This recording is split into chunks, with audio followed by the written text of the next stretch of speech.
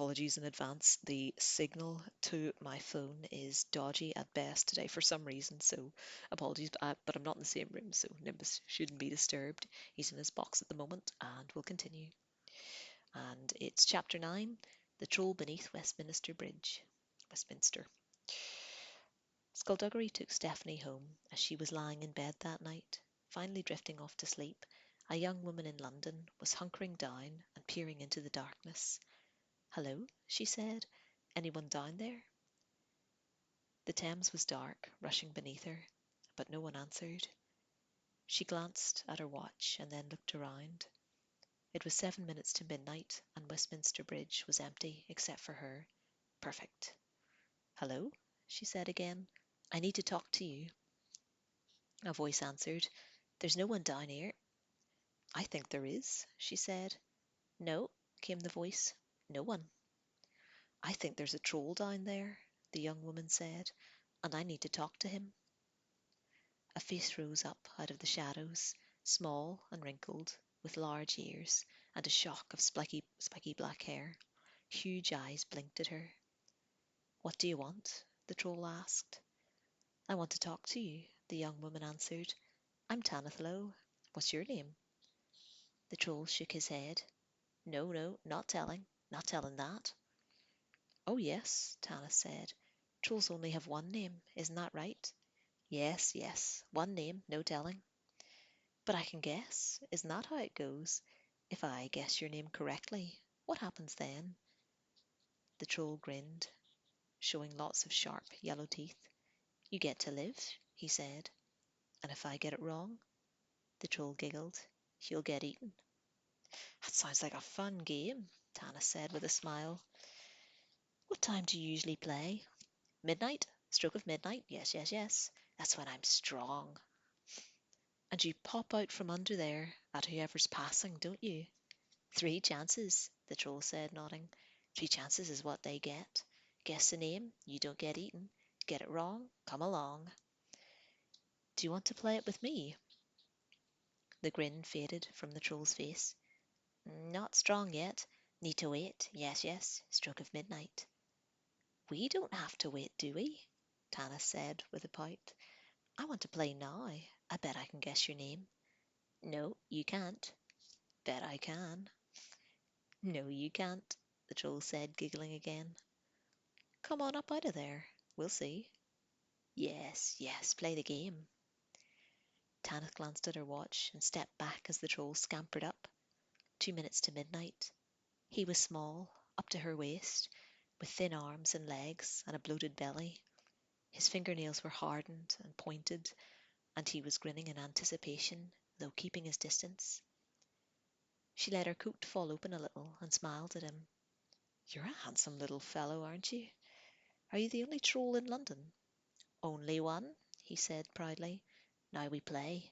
Guess the name, don't get eaten. Guess it wrong, come along. Guess, guess, guess." "We'll see," she said, taking a step closer. The troll narrowed its eyes and stepped back toward the edge of the bridge. She stopped moving. "Is your name Bollow Hollow?" The troll roared with laughter. "No, no, no. Bollow Hollow. Two guesses left, only two." "This is harder than I thought," said Tanith. "You're really good at this, aren't you?" "Best, very best." "Not many people have guessed your name, huh?" "No one," the troll cackled. "Guess, guess." "Is it Fernabop Kapruki?" The troll whooped and hollered and danced, and Tanith moved a little closer. "Not Fernabop," he laughed. "Not Kapruki." "Wow," Tanith said, looking worried. "I'm not doing too well here, am I?" "Gonna get eaten." "You eat a lot of passers-by?" "Yes, yes. Yum, yum." "You gobble them all up, don't you? They scream and cry and run away." "But I catch them," the troll giggled. "Stroke of midnight, I'm big and strong and fast. Gobble them up, gobble them all up. They struggle and wiggle and tickle inside me." "I'd better get this last guess right then, eh?" said Tanith. "Is it Rumpelstiltskin?" The troll laughed so hard he fell onto his back. No, no, he managed to say between gales of laughter. They always say that, always get it wrong. Tana took one more step and dropped her smile. The sword flashed from her coat, but the Troll saw it in time and squeaked and rolled. Tanith cursed and swiped again, but the Troll dodged beneath her, and she spun and kicked out, sending him sprawling. He scrambled to his feet, hissing and spitting at her as she advanced, and then, in the warm London night, the sound of Big Ben. Midnight. Tanith lunged, but it was too late. The Troll skipped back as his shoulders hunched, and he snarled and started to grow. Nuts, Tanith whispered to herself. Muscles bulged in his arms and legs, stretching the skin so tight it looked like it might split. She moved forward again, but he flipped back through the air, and when he landed, he was as tall as she was. His chest broadened and his neck thickened, and still he grew, and still he snarled. His bones popped, and he finished growing. He was now almost twice her size. Facing down a fully grown Troll was not what she had planned. She held her sword down by her leg and circled the creature. You cheated, the Troll said, his voice deep and guttural now. You've been a very naughty boy, she said. Gobble you up. Gobble you all up, yes, yes. Tanis shot him a smile. Come and have a go if you think you're hard enough. The Troll roared and lunged, moving fast despite his size, but Tanith was ready. She slipped to the side and then past him, her sword opening up his thigh. He hissed with pain and swung a massive fist that slammed into her back. She hit the ground hard. He went to stamp on her, but she rolled, coming up on one knee and bringing her sword from her side to her shoulder, and the blade found his arm. The Troll stumbled back, and she got to her feet. Gonna bite you, the Troll growled. Gonna bite you into little pieces, yes, yes. Game's not so much fun when you're playing with someone who can fight back, is it? My bridge, he snarled. My game. She smiled at him. My rules. Another roar, and he dived straight at her, and she stood her ground. One swipe of the sword took out the fingers on his left hand, and he howled in pain and staggered back, and she jumped. She planted her feet on his chest and swung. The blade finished flashing in the bridge's lights as it took his head. The Troll's body slumped back, and she jumped off. The body hit the barrier and tipped backwards into the river. Tanis stooped to pick up the head and moved to the barrier. She turned as a man walked up. She had never met him before, but she knew who he was. He was tall and blond, and his face was lined, and his eyes were startling blue, the palest eyes she had ever seen. His name was Mr. Bliss. Mr. Bliss nodded to the head in her hand. Risky. I fought trolls before, she said respectfully. I meant the risk that you took being seen. It had to be done.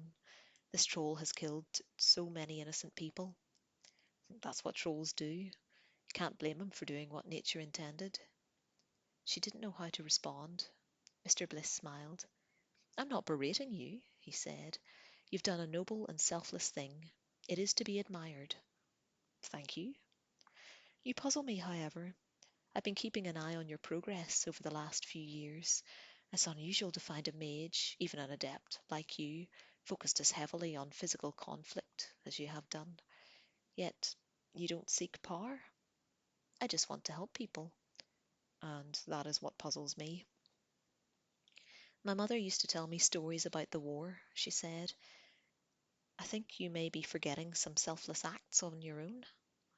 Mr. Bliss smiled softly. There is no heroism in war. There are simply things that need to be done.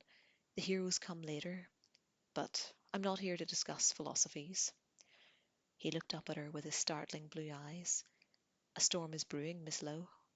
Coming events will threaten to turn the tide of the power of this world. And so I have left my place of solitude and come here searching for you.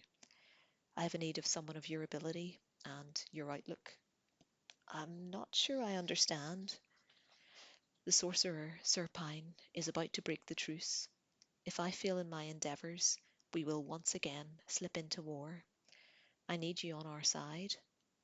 "It would be an honour," Tanith said. "We have much to learn from each other," Mr. Bliss responded, bowing. "Make your way to Ireland," he said, "and I will be in touch with you soon." She nodded, and he walked away. Tanith threw the troll's head into the Thames, and, hiding her sword under her coat, walked off in the other direction. And that's the end of chapter 9. Short one today. Thank you for listening.